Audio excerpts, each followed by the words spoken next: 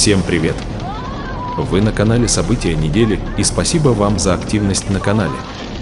Обзор событий в Китае. Вчера громадный торнадо пронесся по пустынным просторам Синьцзяна, сея хаос и отчаяние. Разрушительная сила ветра подняла в воздух тонны песка и пыли, а небо приобрело зловещий оттенок, как видим в ролике. Густой смог и пыль окутали ближайшие города, превратив день в ночь.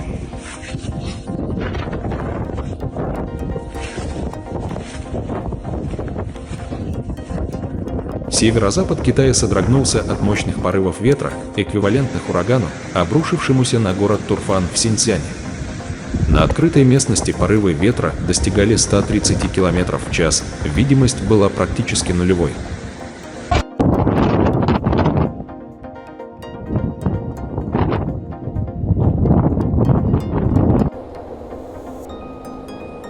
Пожарные и полицейские бросились на помощь автомобилистам, застрявшим на трассе. Пробки и аварии парализовали движение на дорогах. Спасатели неустанно работали, обеспечивая безопасность граждан и оказывая помощь всем, кто в ней нуждался.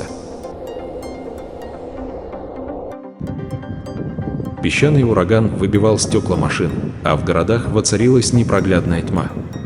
Местные жители оставались дома, спасаясь от бушующей стихии.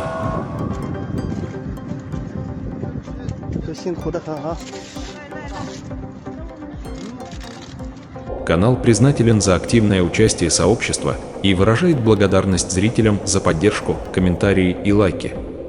Пожелания всем зрителям мира, добра и здоровья. Берегите себя и своих близких.